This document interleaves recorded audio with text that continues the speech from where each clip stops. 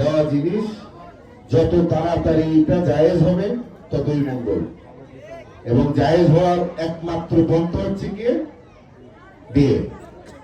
তো যেহেতু কাবিন করা বিয়ে শাদী ওদের হয়ে গেছে, ওরা এখন সুখে শান্তিতে বসবাস করবে, এইটাই আমার দোয়া এবং কামনা ওদের প্রতি। এবং এই কুমুলদিবাসী যে অবস্থা আমি দেখছি এই সোহাগকে নিয়ে, সোহাগের তো বিদেশ যেতে হবে না, ওটা এখানে বসেই ও সারা জীবন কাটাই দিতে হবে। এত ভালোবাসা তো আসলে রাজনীতিবিদদেরও থাকে না, আমি যে অবস্থা এখন দেখতেছি। লামিসার সোহাগের গল্প লিখেও কিন্তু এখন অনেকে কবি হয়ে যেতে পারবে, কর্মসংস্থান বেকারত্ব থাকবে না কুমুল্লিতে। এবং আর কিছু না হইলেও মোবাইল তো আছে, তাই না?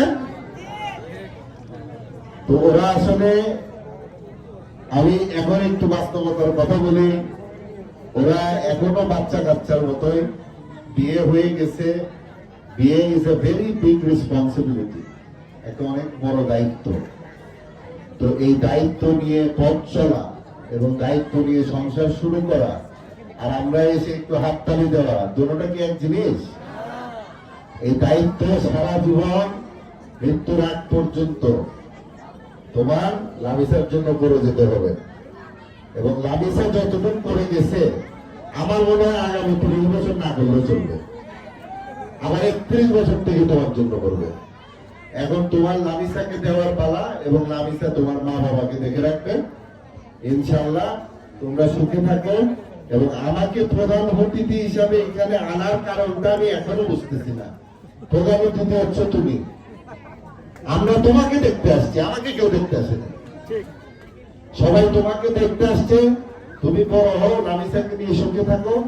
এবং আরেকটা গুরুত্বপূর্ণ বিষয় বলি, লামিসা আমার টাঙ্গাইলের মেয়ে, সোহাগ আমার টাঙ্গাইলের ছেলে। আমি টাঙ্গাইল সদরের এই 12 ইউনিয়নের একটা ইউনিয়ন, করণী ইউনিয়ন। তো অবশ্যই অবশ্যই আমি অন্য জেলার মানুষকে যদি হেল্প করি, এটা তো আমার ঘরের মেয়ে। আমি যদি ঘরের মেয়ের জন্য হাইকোর্টে না দাঁড়াই, আমি দাঁড়াবো কার জন্য?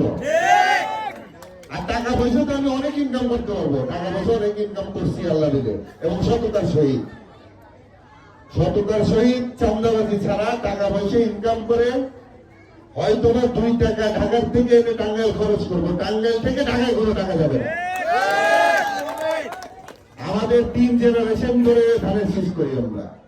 বিএনপি করে আলমগীর ভাই বলে দিচ্ছেন, নানা মা আমি, বর্তমানে আমি রাজনীতিতে সক্রিয়। এবং যদি নীতি নির্ধারকরা বিএনপির আগামী রাষ্ট্রনায়ক জনাব তারেক রহমান আমাকে মনোনয়ন দেয়, এই টাঙ্গাইলবাসী দেখবে ইনশাআল্লাহ যে আমি টাঙ্গাইলের জন্য কতটুকু করতে পারি। বিগত 17 বছর কিছুই হয় নাই, ধরে নিতে হবে কিছু দেয় নাই। কারণ আপনি ভোট দেন নাই মানে আপনি কিছু পান নাই। আপনি ভোট দিলে একটা দায়িত্ব থাকবে, দায়িত্ব থাকলে আপনার জবাব দিতে থাকবে। ভোট দেন নাই, আপনি জিজ্ঞাসা করতে পারেন নাই। আমি আজকে সোহাগের যদি ছোট উপকার করে থাকতে পারি, সোহাগকে কিন্তু আমার কাছে জবাব দিতে হবে। আর আমি যদি ওর জন্য কিছু না করতে পারি, ও কিন্তু আমার জবাব দিবে না। তো আপনি যদি ভোটই না দিয়ে থাকেন, আপনি নেতার কাছে যাবেন কি নিয়ে? তো 17 বছর আমরা নেতা, আমরা চিনিও না, আমরা দেখিও নাই। বিএনপি জুলুম নির্যাতনের ভিতরে ম্যাক্সিমাম টাইম আমরা জেলখানাতেই ছিলাম। অনেকে টাঙ্গাইলবাসী প্রশ্ন করে আমাকে, ভাই আপনারা তো জেল খাটতে দেখলাম না। আরে ভাই, আমিও যদি ভিতরেই সব সময় থাকি,